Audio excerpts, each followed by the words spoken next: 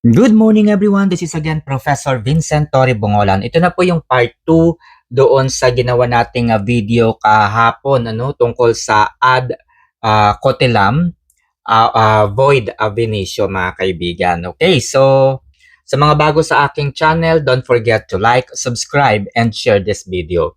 Sa mga anti-Duterte, ayan, so para hindi tayo magka-inisan dito, ayan, at hindi tayo salita ng mga personal na bagay na gaya po ng inyong mga ugali. Ayan, so minsan karamihan sa inyo, no, sa mga anti-Duterte, kapag ayaw nila doon sa napapakinggan nila at nakikita nila, titirahin ka nila sa ibang bagay at sa ibang pamamaraan. Titignan nila yung Facebook mo, titignan nila yung kahinaan mo, sasabihan ka nila ng mga bagay-bagay na hindi na po related doon sa topic.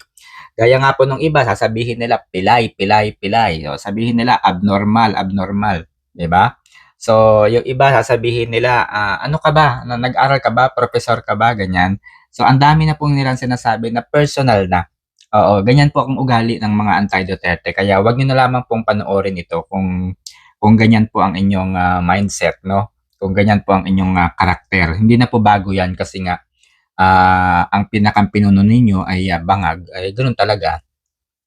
So kaya sa mga nagsasabing pinapa-dismiss po ni VP Sara ang impeachment complaint laban sa kanya, para sa akin mga kaibigan, natural yung naging aksyon ng kanyang kampo, no? Yung laman po ng ad cotelem ni VP Sara ay pinapa-dismiss yung impeachment sa kadahilan ng ito po ay void ab initio, na ang ibig sabihin mga kaibigan, mula sa umpisa ay mali na ang proseso. Mula sa umpisa ay hindi na tama. Mula sa umpisa ay panay kasinungalingan na ang pinagdaanan ng impeachment complaint. Hanggang sa iniakyat po nila ito sa Senado. Okay? So, ang gusto lang naman ni BP Sara doon sa kanyang answers ad cotelem ay matuloy yung impeachment sa paraang naaayon sa legal na proseso, dun sa tamang proseso. 'Di ba mga kaibigan, kahit naman sino kahit ako, gusto ko yung legal na proseso, walang problema. Basta't nasa legal at tama. O kahit sabihin mo ng nabayaran yung mga kongresista, basta't legal yung proseso, okay nang yun. Kasi nga, pwede mo namang idepensa yun eh. No, pwede mong gawing counter yun, yung pinagdaanan. Pero yung bayaran, ganyan, pwede yun na mapalusot na labanan mo. Pero yung proseso ay hindi ako papayag na yun yung mabaliwala. Diba? So sabi nga ni Senator-elect Erwin Tulfo, kung walang katurya-turya ang impeachment laban kay BP Sara, edi ibasura na lang. Sasayangin pa yung oras at panahon, di ba? So si Jinky Beatrix Luistro lang naman yung tumatakbo at tumatakas eh. Di ba nga itinago niya yung asawa niya na may kasong rape. Sabi nga, gawa-gawa lang daw yun ng kanyang kalaban. So peke yung rape. Wala pong ni-rape yung kanyang asawa. Eh yun naman pala eh. Eh di dapat, di ba, inilaban niya sa korte kasi nga peke, no? Gawa-gawa yung kaso, gawa-gawa yung rape, 'di ba? So kung ganun mga kaibigan, nagawa-gawa, kung ikaw ang isang abogado, 'di ba ipagtatanggol mo 'yon? Kasi sigurado ka na 200 million% panalo ka sa kaso kasi nga peke yung kaso laban sa asawa, 'di ba? So ilalaban ko 'yun. Ewan ko lang kung anong dahilan niya kung bakit hindi niya nilaban. Ibig sabihin, hindi niya kayang ipagtanggol yung kanyang asawa kahit na peke yung kaso laban sa kanya.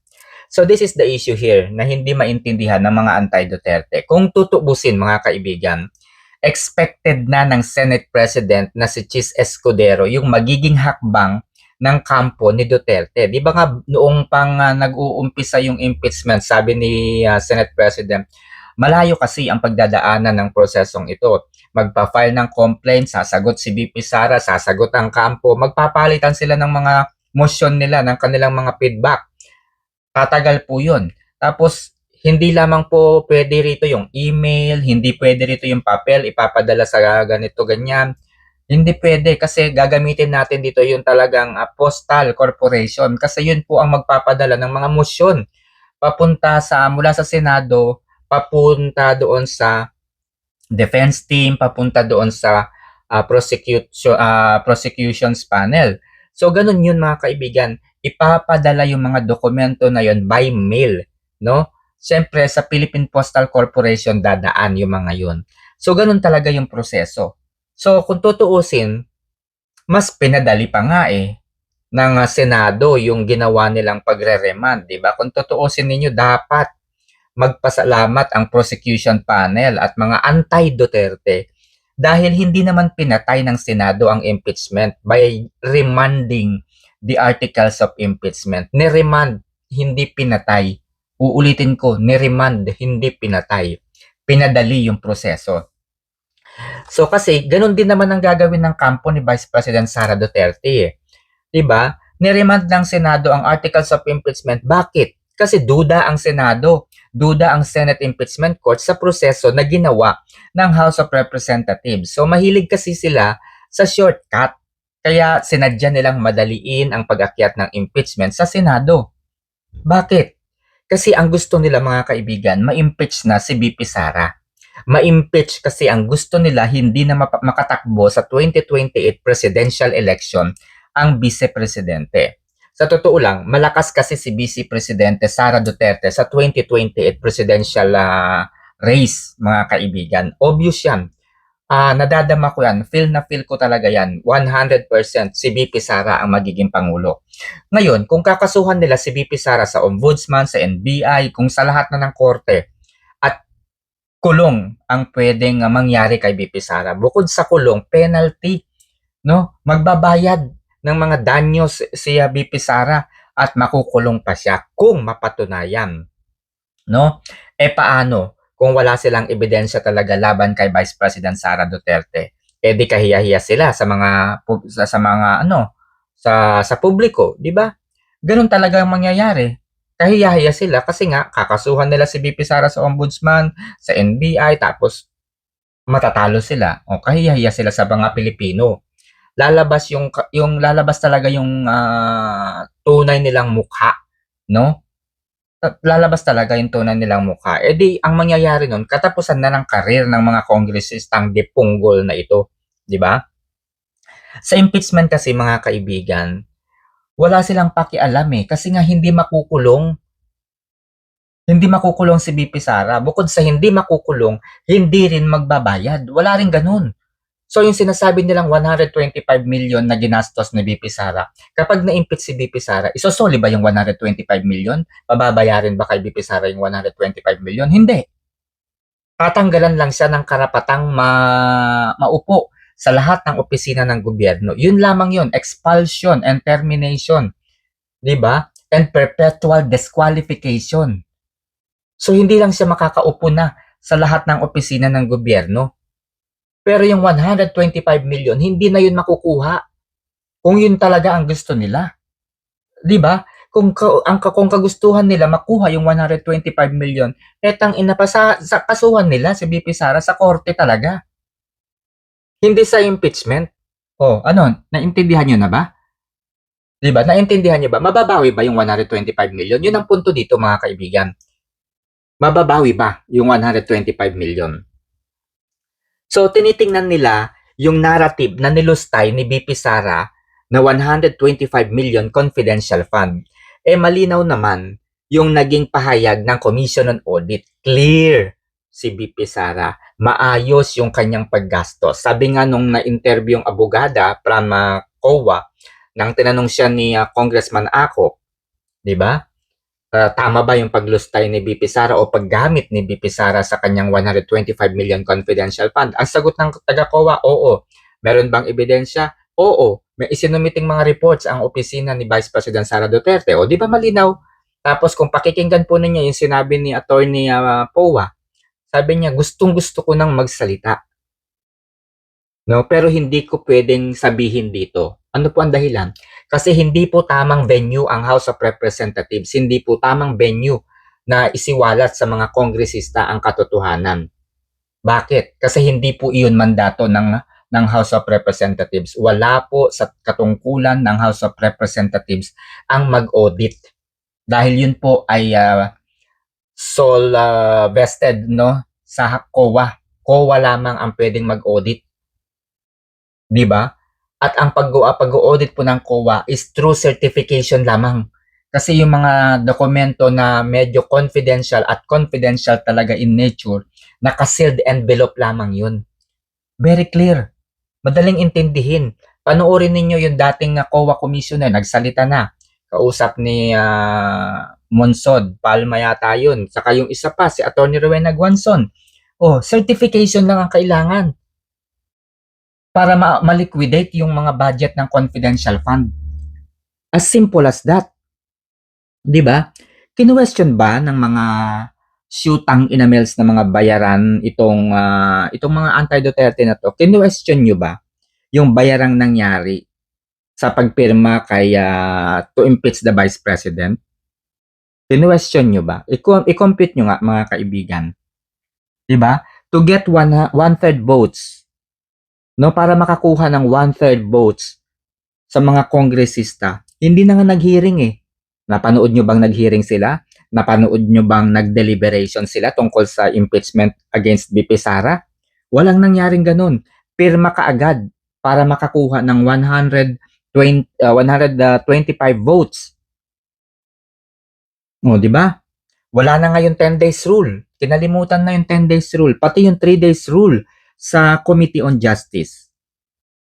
So dapat yung impeachment complaint, dadaan po yan sa maayos at tamang proseso. Sa House of Representatives, iaakyat sa Congress, pag-uusapan sa Court of Justice.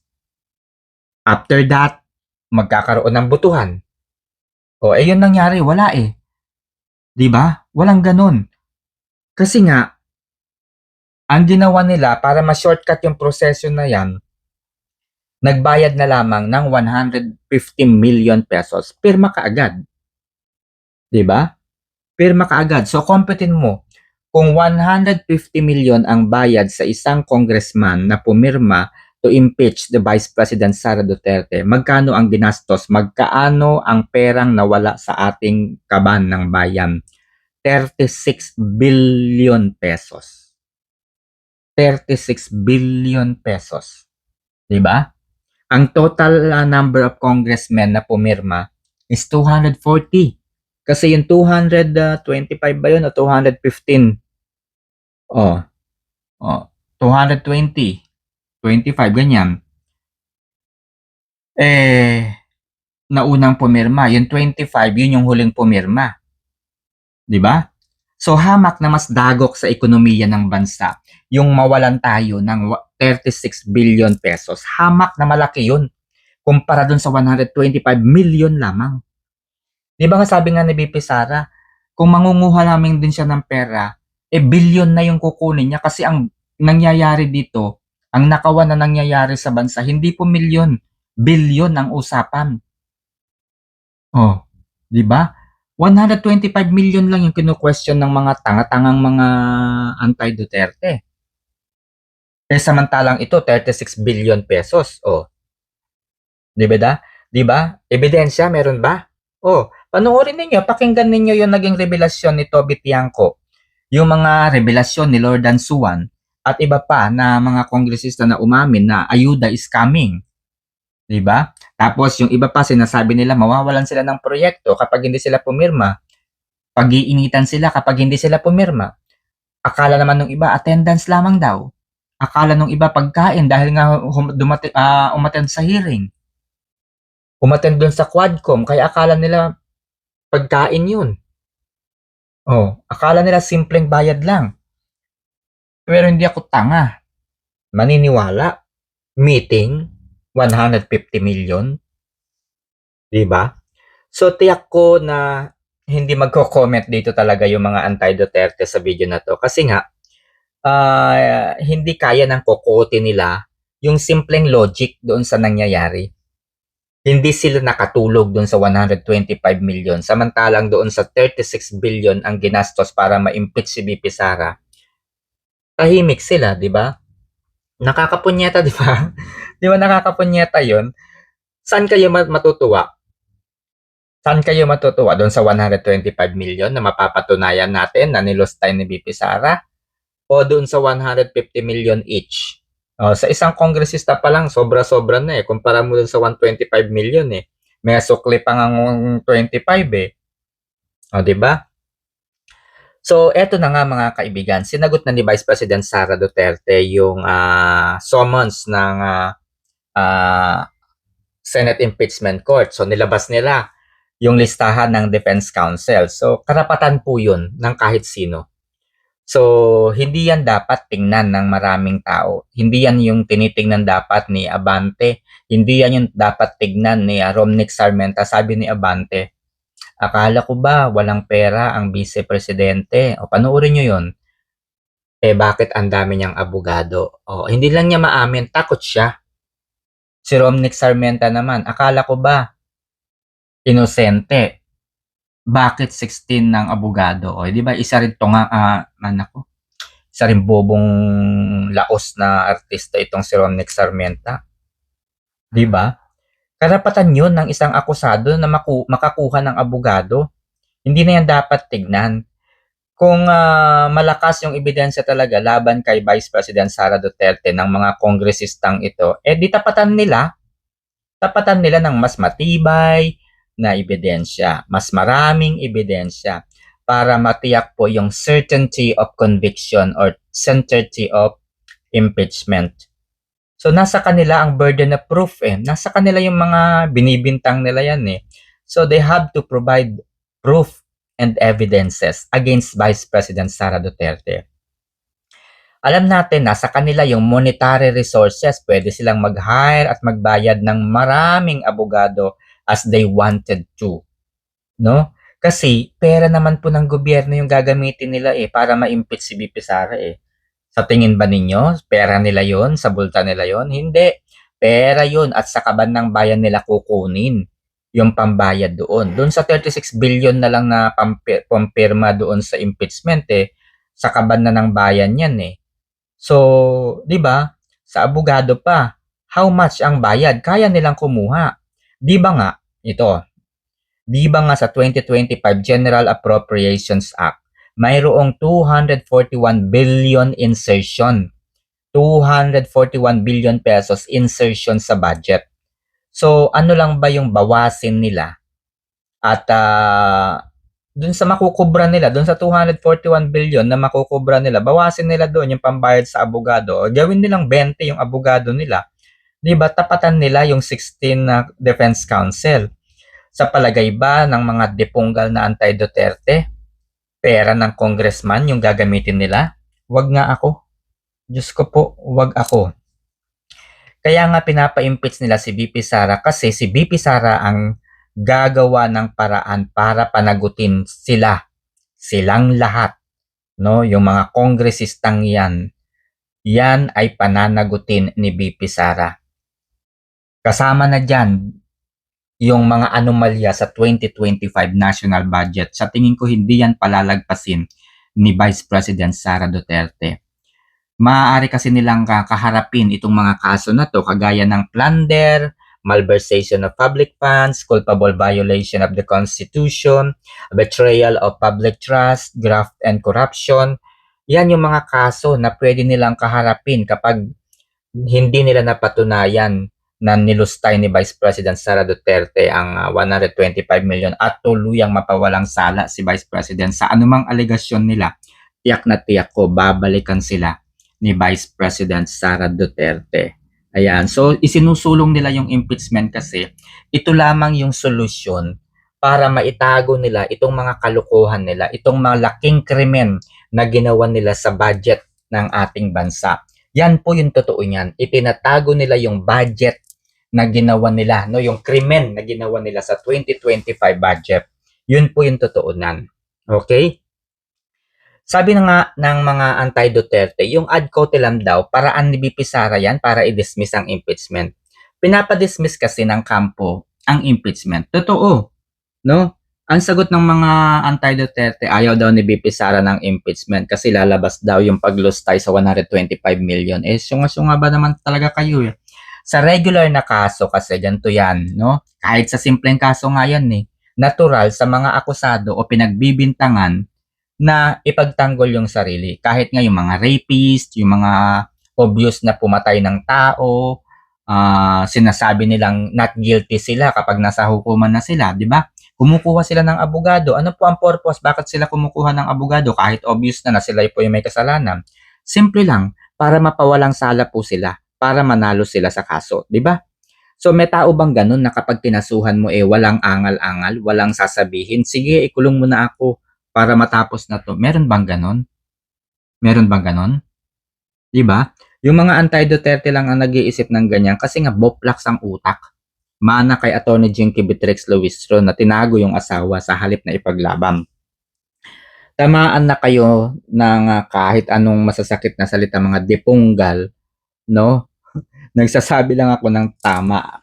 No, nagsasabi lang ako ng tama, mga kaibigan. So kung masakit sa kalooban ninyo mga anti-Duterte, matulog na lang kayo. So yung answers ad cotelam ng kampo ni Vice President Sara Duterte, legal na proseso po 'yun na kailangang pagdaanan ng isang kaso. Natural, tatagal 'yun kasi nga maraming irregularities at mga gray areas kung tawagin pagdating sa impeachment process. So yung mga gray areas na yun, ang makakapagbigay linaw lamang ay Korte Suprema.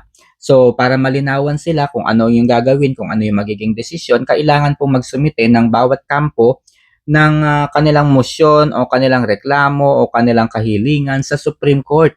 At yung Supreme Court po ang maglilinaw sa lahat ng ito. So talagang matagal yung totoong proseso.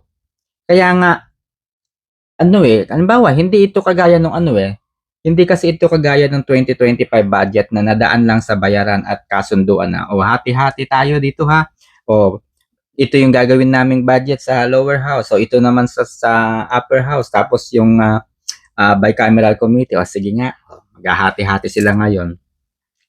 So, eto na, no? Sumagot na yung kampo ni BP Sara. Nasaan ngayon yung sagot naman ng kongresista?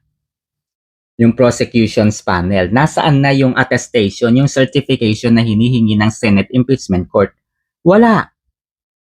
'Di ba? Wala. Wala silang pina-file hanggang sa ngayon.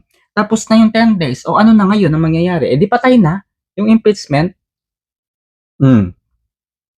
So anong ginawa nitong House of Representatives? Instead na mag-file ng sagot or certification or attestation, ayun, inuna yung pagbuburol sa articles of impeachment, nagpunta sa simbahan, nagpamisa. Inilagay po sa, ay nako po, kiniremate yung yung articles of impeachment. So pagkatapos dasalan, ayun, sinunog. 'Di ba? So ano pa yung ginawa nitong House of Representatives sa halip na sumagot doon sa Senate Court? 'Di ba? Ayun, nagpa-interview sa mainstream media. Inuna pa yung pag-hire ng spokespersons na si Abante Butangera na walang laman ng utak. Nag-hire din sila ng spokesperson na obsolete naman na yung kaalaman sa batas. Ibig sabihin ng obsolete dahil wala pong experience na nakikita.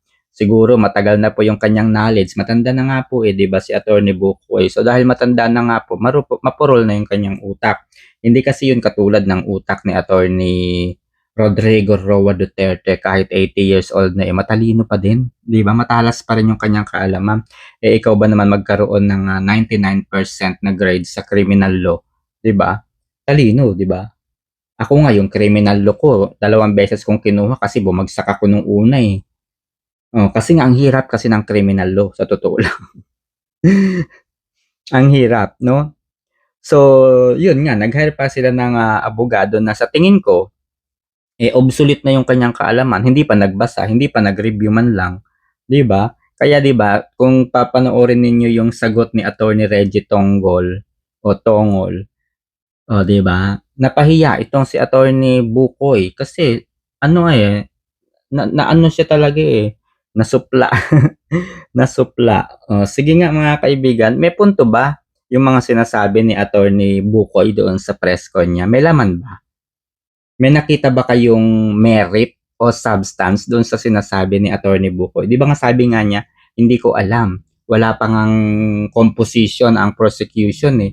Hindi pa nila alam kung sino-sino yung magiging prosecutors, no? Laban kay VP Sara, wala pang nakakaalam. Oh, bukod sa wala pang nakakaalam, wala pa talaga silang maisip. Sino lang yung natitirang ano? Si ano lang? Si Jinky Beatrix Luistro lang. Saka yung kapatid ni ano, kapatid ni 2nd District ng Congresswoman ng Taguig, si Pami Zamora. Eh, natalo na nga yun eh, yung butanding. Oh, isa pa rin yun na wala rin laman. Ewan ko ba kung bakit binoto yun ng Taguig. Si Pami Zamora. Sabi niya dun sa kanyang palusot doon sa bicameral committee report, natural lang kasi yun na may blanco sa umpisa. Parang schoolworks lang yan. Pag binigay ng teacher nila, yung activity, wala pang sagot. Pero pag sinubmit na sa teacher yung activity, eh may sagot na. Ay, ang galing, di ba? Ang galing. Para sa kaalaman mo, Pami Zamora, professor din ako. Nagtuturo din ako sa iba't ibang university dito sa Pilipinas. Oo, nagtuturo ako. Hindi lamang po ako nagtuturo, data analyst din po ako. 'Di ba? Marami po akong natulungang mga doctorate degree holder, mga PhD degree holder, mga doktor, surgeon. Yan, ang dami ko. Ano po yung ginagawa natin? Ina-analyze natin yung kanilang mga data. Oh, nagtrabaho rin ako sa quasi-judicial agency of the government. So, inanalyze ko rin yung mga kaso, paano nga ba ginagamit yung statistics sa pag-aaral sa isang magiging desisyon no, ng kaso. O, di ba? Ay nako. So, yun na lang mga kaibigan. Kung bago ka sa aking channel, huwag kalilimutang mag-subscribe and share this video. Good morning.